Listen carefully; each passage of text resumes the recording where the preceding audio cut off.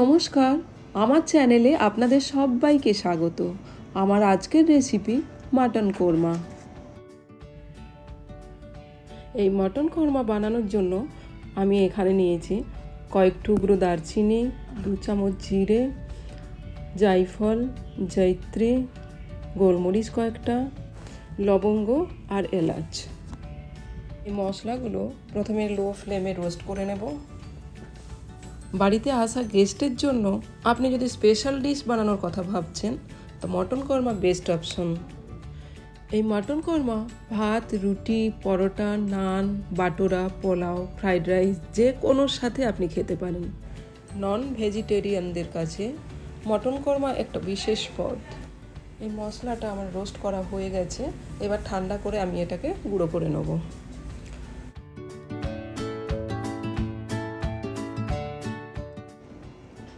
এই মটন কোরমা বানানোর জন্য আমি 4টে পেঁয়াজকে লম্বা করে কুচিয়ে নিয়েছি।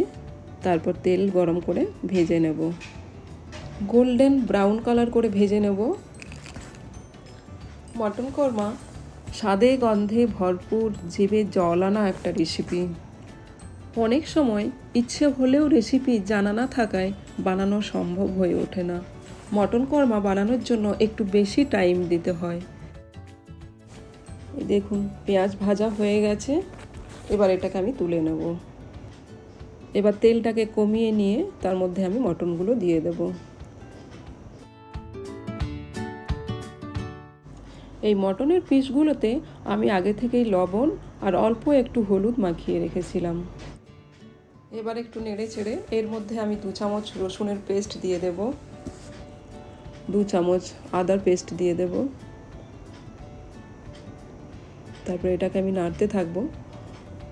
এবার লাল লঙ্কার গুঁড়ো দিয়ে দেবো 1 চামচ, ধনে গুঁড়ো 2 চামচ দিয়ে আমি কিছুক্ষণ নাড়তে থাকবো।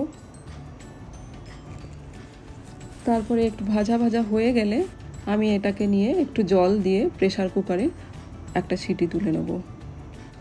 আমি আগেই বললাম মাটন কোরমা বানানোর জন্য একটু বেশি টাইম দিতে হয়, কিন্তু আমি এখানে একবার প্রেসার কুকারে সিটি দিয়ে নেব, তাতে তাড়াতাড়ি এটা সেদ্ধ হয়ে যাবে। প্রেসার কুকার থেকে নামিয়ে আবার কড়াইয়ের মধ্যে নিয়ে নিয়েছি। এবার এর মধ্যে আমি পরিমাণ মতো লবণ দিয়ে দেব। প্রথমে আমি হলুদ আর লবণ দিয়ে মাখিয়ে রেখেছিলাম, এখন আবার পরিমাণ মতো দিয়ে দিলাম। আর মটন বানানোর জন্য আমি কতগুলো কাজু নিয়েছি, এই কাজু আমি পেস্ট বানিয়ে নেব। এই কোরমার গ্রেভি দই আর কাজু দিয়েই বানানো হয়, তার জন্য আমি এখানে 3 চামচ মতো দই নিয়েছি। দইটাকে ভালো করে ফেটিয়ে তার মধ্যে কাজুর পেস্ট দিয়ে দেব। আর যে মশলাটাকে আমি রোস্ট করে গুঁড়ো করে রেখেছিলাম ওই মশলাটাকে দইয়ের মধ্যে মাখিয়ে দেব। তারপর কড়াইয়ের মধ্যে এই পেস্টটাকে দিয়ে দিতে হবে।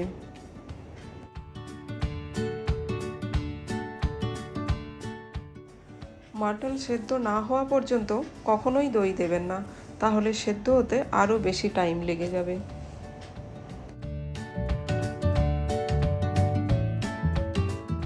এই মটন কোরমার মধ্যে যে গ্রেভি, সেটা দই আর কাজু দেওয়ার জন্যই হয়ে থাকে সাধারণত এত ভালো। মটন কোরমার মধ্যে জল খুব কম পরিমাণে লাগে, না দিলেও হয়ে যায়, কিন্তু আমি প্রেসার কুকারে যেহেতু দিয়েছিলাম তাই অল্প একটু জল দিয়েছিলাম।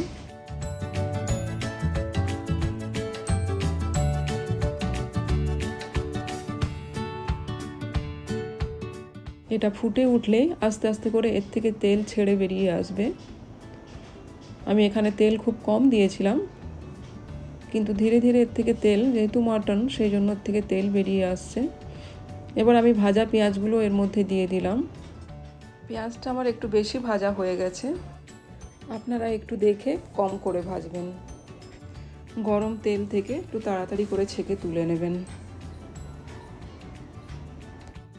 মাটন সেদ্ধ করে নেওয়ার পরেই আমি এর মধ্যে দই দিয়েছি, এতে মাটনটা নরম থাকবে, খেতে টেস্টি হবে। আমি আরেকটুখানি এটাকে ফুটিয়ে নেব, ধীরে ধীরে এর থেকে সুন্দর একটা রেডিশ কালার বেরিয়ে আসবে। আস্তে আস্তে করে দেখুন তেলটা ছেড়ে বেরিয়ে আসছে, রেডিশ কালারও উঠে আসছে। আমি ছোট ছোট পিস করে নিয়েছিলাম মটনটাকে।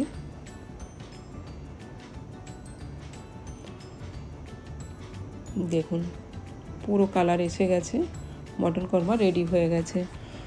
আমি এবার গ্যাসটাকে অফ করে দেব। এই মটন কোরমা বানালে 4-5টা গন্ধে ভরপুর হয়ে যায়।